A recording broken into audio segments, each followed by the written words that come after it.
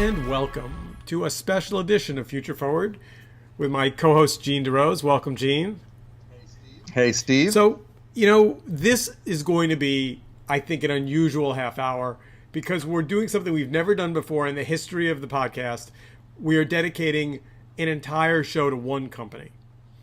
And while that may seem like a love letter, I think that as we get into it, our listeners will find out that love letter, maybe not so much. Complicated. But we are dedicating this entire show to Apple and asking the question, can speakers, AirPods, and TV shows really be their future? And the answer is maybe. Before we get into we have a lot of segments. We have a lot of material to cover. Before we get into that, we're going to do our now trademark loving and hating segment. And Gene, you pulled some pretty passionate loving and hating out of your bag of tricks. So I'll let you get started. Yeah, and I think there was an iterative nature to this that led us to expanding the actual focus of the show. So don't think of this as redundant as much as a great lead-in. So my loving it is Alexa, Amazon's, depending on what you have, Echo Dot or whatever, that the home attendant that you talk into and uses voice intelligence and recognition to be your assistant at home. And here's what I love. There's a million. We won't dwell on this. There's a million flaws to it, but it's really helpful. It's there when you need it.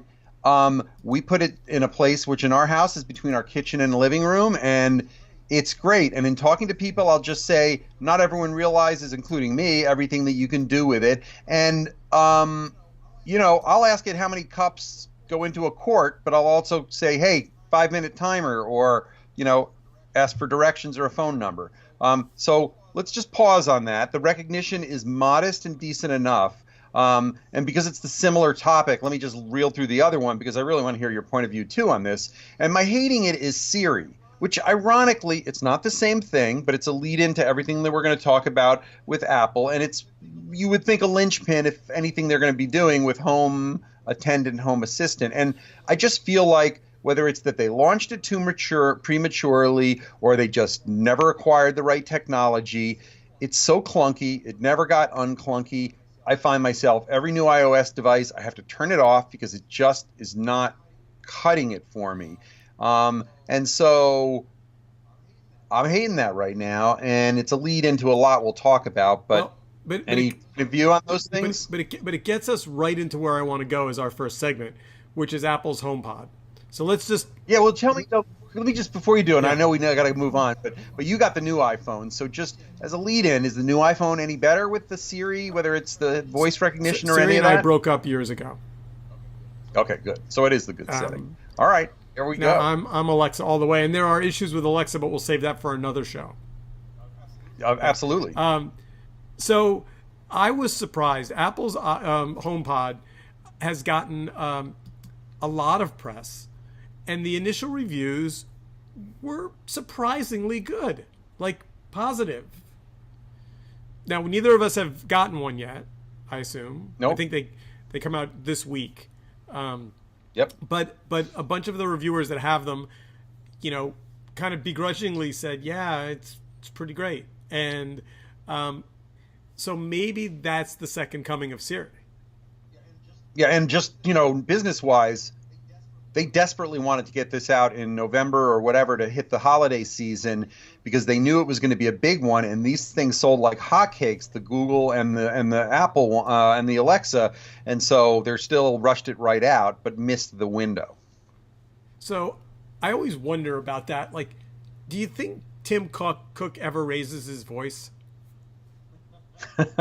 I think he does. There's a southern genteel aspect to him, but I guarantee you he raises his voice, or he does things physically that are the equivalent of raising voice, right? It could be a tone, it could be a way he shifts conversation, it could be a button he presses. So here's the reason why I think I'm still voting for Alexa, but I'm a little puzzled by this. So, I've built one app for Apple back in the day, a couple of years ago. And the process of getting it through the App Store review was so grueling, so demanding, so painful, because they wanted it to be pixel perfect, literally perfect. I don't understand how Amazon has allowed all of these Alexa services to sprout up so quickly without the level of quality control that Apple inflicts on their ecosystem.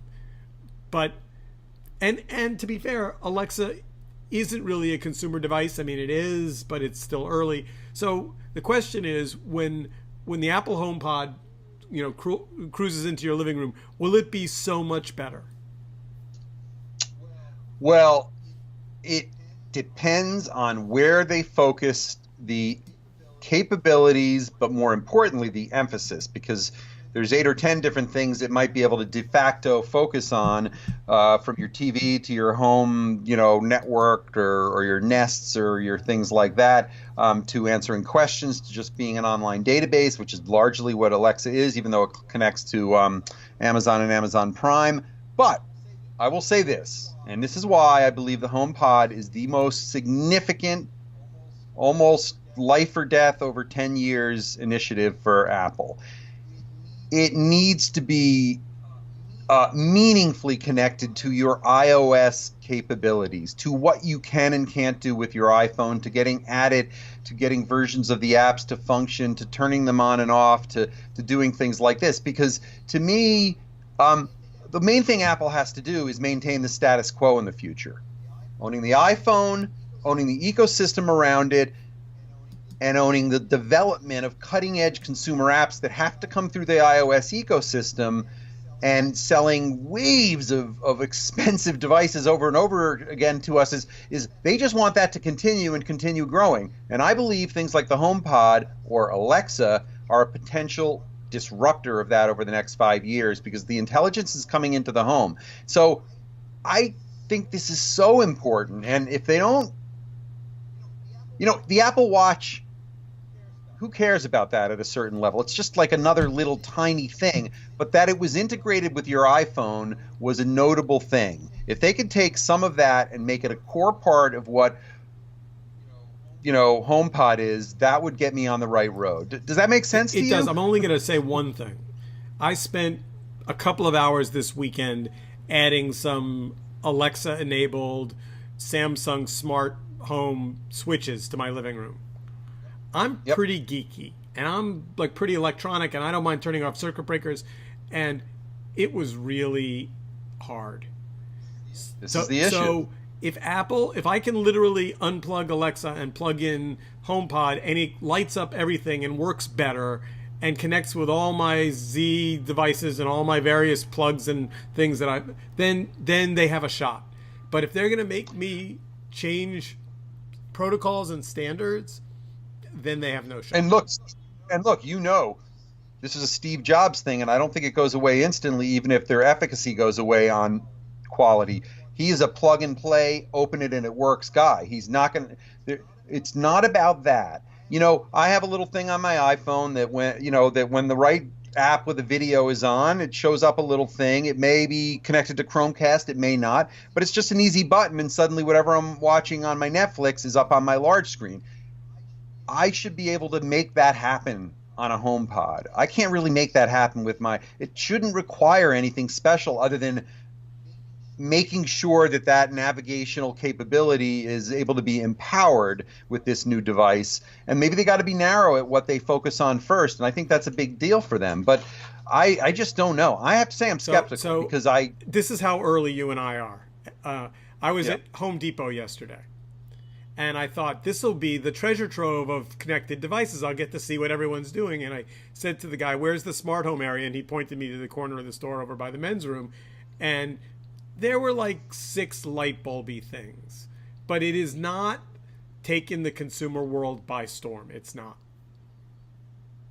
Because because Home Depot couldn't give a shit. It's all about SKUs for them. If the SKUs move, they give it more floor space. If they don't, they give it less. So to me, that was a little bit of a wake up call. I think you're dead on. And look, we are entering a stage where interoperability in the home is beyond capable. It's easy, but It's not easy to do, and it's almost the equivalent of, so a staple of Apple is like never open the box, you could never open the computer. Everything was perfect. They wanted it that way.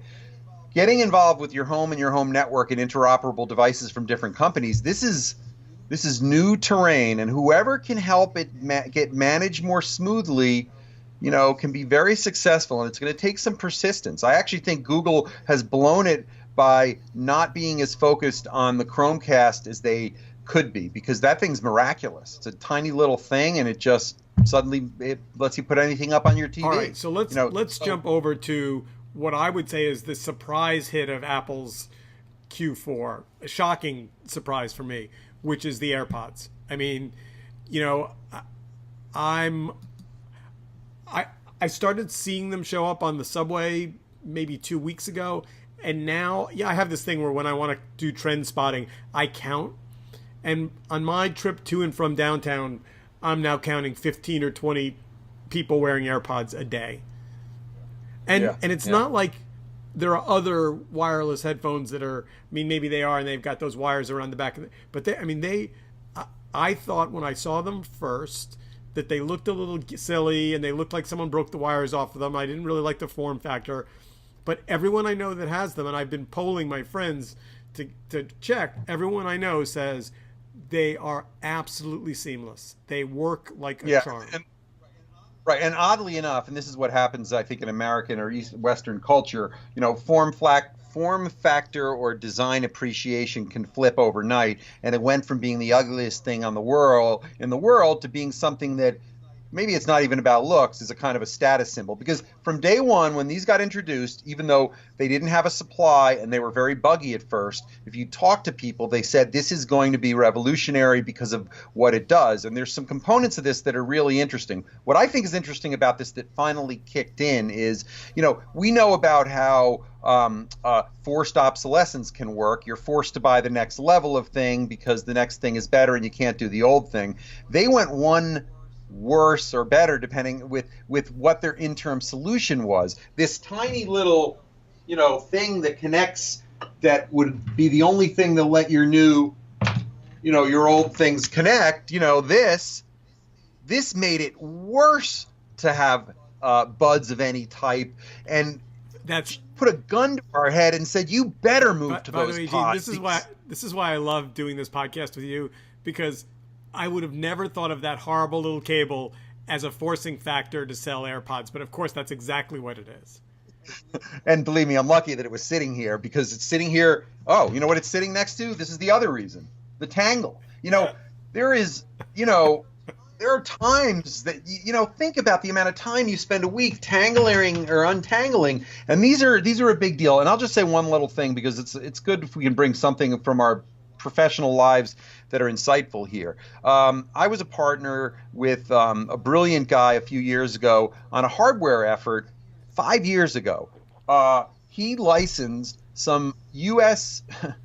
naval patent that let cables retract instantly on a tiny little wire, and he was going to sell and launch a little thing that would not be wireless cables, but ones where your cables would always be really tight and not an issue, and you would never have to wrap them or rewrap them. And he just chickened out from ever launching it, so never went anywhere. But this has been an issue for 5 years. And so I do feel like this was an inevitability, and I'm glad that they got on it. I think Apple's peripheral strategy is very compromised when it's something that they own and do best versus, they make calculated decisions about whether adapters should be licensed to other people or not, or whether we own every single bit of it. This will be an interesting one to see how it evolves, because Bluetooth can work with different ones, but these ones are very superior. I've tried them. They're pretty amazing. So let's jump to something that I think no one has heard about. Not to presume that. I mean, maybe you have. Do you know about Caffeine? Have you? I have read about it, and I there's a thing I'm going to say at the end of this whole session about where Apple should or shouldn't be focusing and whether it's relevant. And when you're a $100 billion company, you can spend $100 million without getting distracted. But I have mostly looked at it as a distraction because it's something they're not necessarily going to be good at by definition. So until they hit a number that matters, I'm not going to care. So the Apple platform is widely disrespected, but something sharper than that, by gamers. Like, yes. They just shrug their shoulders and go, oh yeah, that's Apple. So, right. It's interesting that they haven't just kind of slunk away and gone, all right, we lost the gamer market. They're like, nah, so Caffeine is an attempt to take a bite out of Twitch. And Twitch is I thought the only people that were pissed off when Twitch sold to Amazon was Google, YouTube, but Apple clearly has a bee in their bonnet about it as well. I think so, and I think there was a bidding war, and I think that Microsoft was involved as well. We explain what Twitch is, though, so people understand, because it's a little peripheral, even though it's a huge business. I mean, I know as much as I know. I know that it's a broadcasting business for gamers to watch other gamers play video games in real time. Right, and it answers a question that has long been a question in many media, including music consumption, which is this something that you could throw advertising over? And once you have spectator video games, yeah, sure, why not? Now, having said that, they, Twitch has expanded and they're doing programming and they're testing other things. So, yes. and Amazon wisely has left the founders alone, paid them a lot of money. I don't remember. Billions. Yep. And said, yeah, you go be our video, So, people don't routinely go, Amazon Video and Twitch in the same sentence, but No, and for those who are in the gaming world, they think of it as an alternative to YouTube the way most people that just generically care about video think of Vimeo as an alternative to YouTube. So it occupies a space that is really, really important. Just the one thing I would say is I distrust Apple because Apple has been chronically terrible at anything social or anything that lets inmates run the show, right? We know that. So I almost feel like they're congenitally doomed to failure on this, but I have not tried the new product, so I don't know. All right, so let's move on to the Apple Watch. Let me ask the question. Have you used it? Yeah, I've used it. I have not owned it. I have friends and family who have owned it, and so I've spent a lot of time with it and had it on for a few hours, but that's not enough. When you were at the Apple store, did your credit card start to heat up and twitch like it just wanted to come home with you? Nope, not for me. Nope, I have not felt that pull. Apple Watch is the first Apple device I literally have not tried.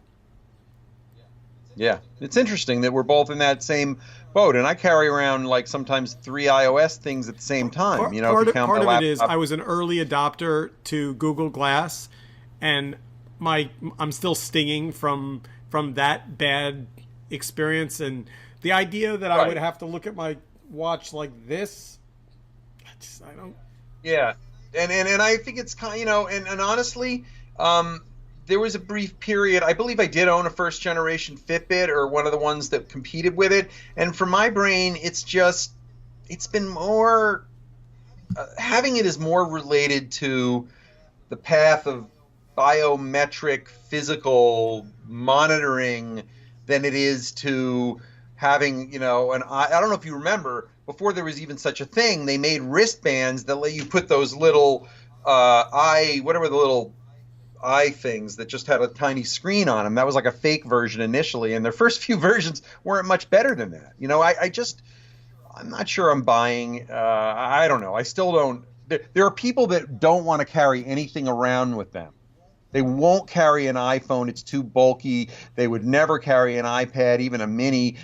For those people, it's been a little more appealing. All right. So now, have you heard of people liking it, loving it? I mean, who loves it. Yeah, and I know of a few people that don't find it too bad. I think there may be a breakthrough where they start adding meaningful biometric measurement and inputs to it, and or acquire one of the Fitbit or Fitbit competitors and If mesh it the could thing in. spit a hologram out of it so that I could look at it and play with it without having to do this, then maybe. But all right, so let's move to the really new stuff that's in the rumor mill category. So, Yep. Apple, the rumor mill says, is building a new video strategy. Not, Apple TV, not iTunes. They've hired a bunch of executives from Sony. And if you piece together all the press releases, they're commissioning a lot of programming. I mean, like a significant amount of programming. Yeah. And look, I think they're a big enough company that they're a little like some media companies or some old line media telecommunication companies, that they may be able to manage in both spheres, the content and the distribution or hardware, without getting in each other's way. Although to say somebody like Sony is an example of succeeding there would be something that's a long shot. To me, they're a big player. They don't have any choice. They have to invest in owning big content. It just seems to be the direction that the world is heading in. But what I question is that taking your eye off the ball of where they need to make sure they own things going forward, which is a little bit more on the distribution and navigation side so of things. So let's just blow through the projects really quickly, and then we can talk about it as a package. Yep. So Let's these do are it. the two executives that Apple's hiring from Sony to lead the TV push. I don't know them. I don't know anything about them. I haven't heard good guys, bad guys, but clearly capable, and they've been given a lot of running room. So they've commissioned some stuff with big names, right? So I mean, they inked a deal with a futuristic drama series written by the Peaky Blinders creator Stephen Knight. So that's presumably they're going out in the market and bidding against Amazon and Netflix and winning. So if you're a creator that's already had a good experience with Netflix, for example, what can Apple offer you that will make you, if not burn a bridge with Netflix, piss off the development exec who thought they had a relationship with you? Is it dramatically more money? Is it like order of magnitude bigger check? Yeah, here's what I think, and I know a lot of people that are in the other parts of that, or in video, film, TV production. And look, just putting aside how they get the stuff out, what does it take to create and invest in good content these days? It's not about having this super creative individual or individuals at the top who are going to directly produce things. You have to put yourself in a position to bid smartly across a wide range. There's dozens and dozens of mostly independent production entities out there now that churn things out, and you want to just be in the room where it happens when those things get bid on, and then you just got to be good at selecting it. I really think that's kind of an execution and how big is your wallet issue. Like it's so nobody's wallet and momentum is as big as Netflix, and because Netflix can guarantee that they will get you distribution, they're going to win a few of these things at the margins. Maybe HBO is another one, but they just spend, but more focusedly. So I don't doubt that they can't create some things and own some things that are great. What I don't know yet is, will they force you to go into some Apple environment in order to only see them? Will they release some of them as mainstream, movies? Will release some of them through other distributors that get them broader distribution over networks or cable? Like, these are the questions that are important. And you know what? You make an interesting point. They're really not doing movies. They're doing shows. Yeah, I know they're doing shows, but a lot of them have there has been an overlap with some that have, I believe Netflix and a few others actually have a small, it's almost like an offshoot, an offload. There's certain things that maybe they just decide to release as minor theatrical release movies or one-offs. If you notice on Netflix, there's 1 out of 20 of their things are one-time only 2-hour, things. So here's, I think, the thing that I assume Apple understands, but I don't know how they're addressing. If you're Octavia Spencer, and your quote is through the roof, you're up, the Shape of Water is doing really well, your career is on the rise. Like the thing about making particularly series is like these people, these actors have to get up every morning, go to the trailer, get hair and makeup done, go onto the set, perform for weeks and weeks and weeks at a time. And they're committing to a series with, I assume, a contract that says that if they choose to renew it, you're committed to the renewals, some series of subsequent years.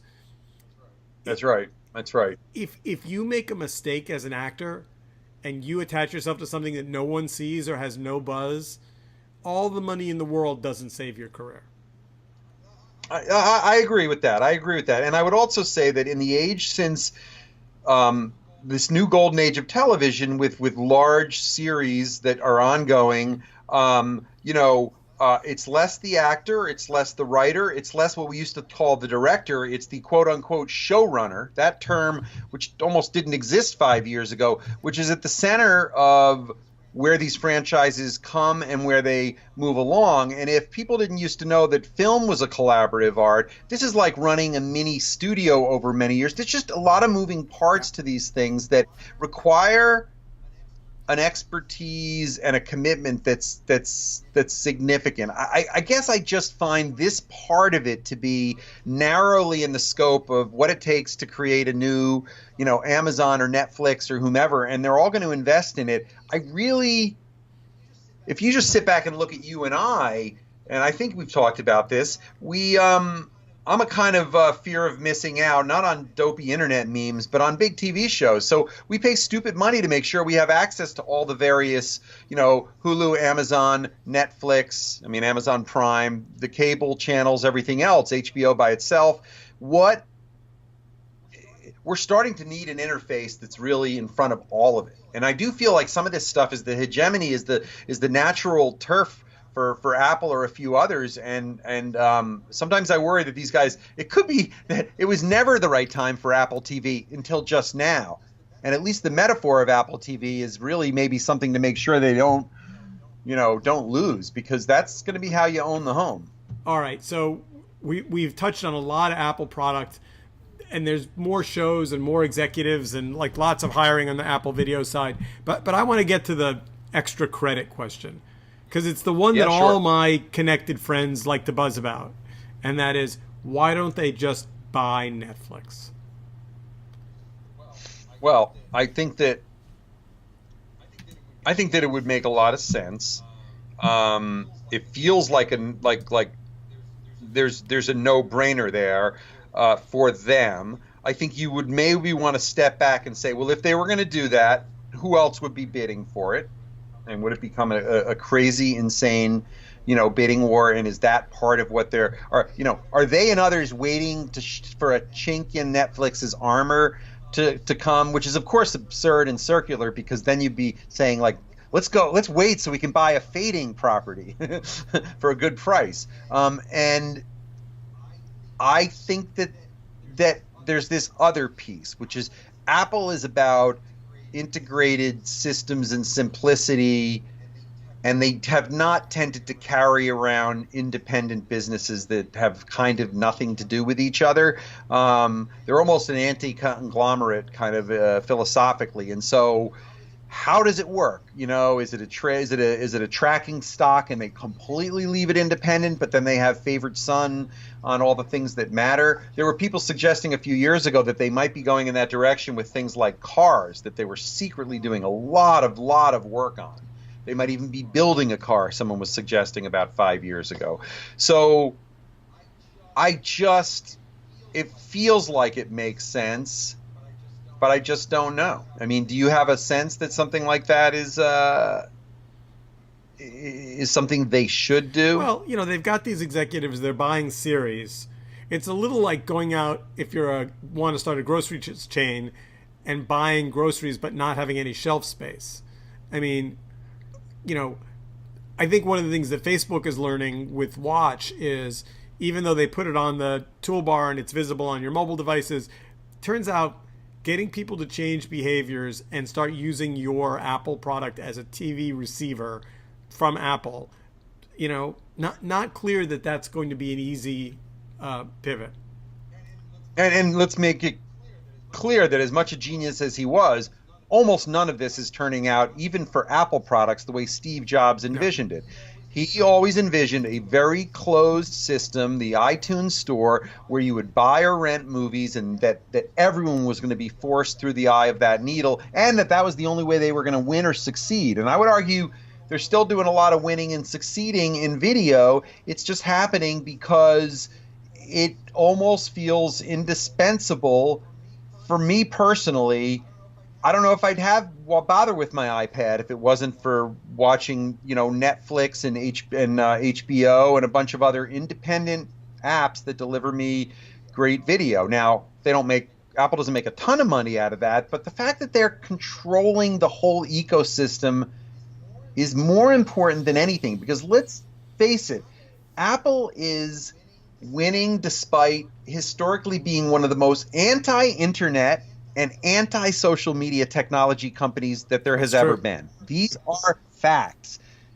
The Apple and iOS ecosystem is an alternative internet. They didn't want to even let browsers be involved in this, and they've managed to sort of carve out a path where it can kind of work together, HTML5 apps and things like that, and browsers that are interoperable, but they don't like that. But if you look at the battle between, say, Safari and Chrome, I mean, how Google managed to just clean their clock. I mean, Chrome is the default browser. Anyway, we are out of time, and amazing, I think we want to keep our eye out for Apple TV, whatever it becomes, and I would say net, buy your Apple stock, nom nom nom nom.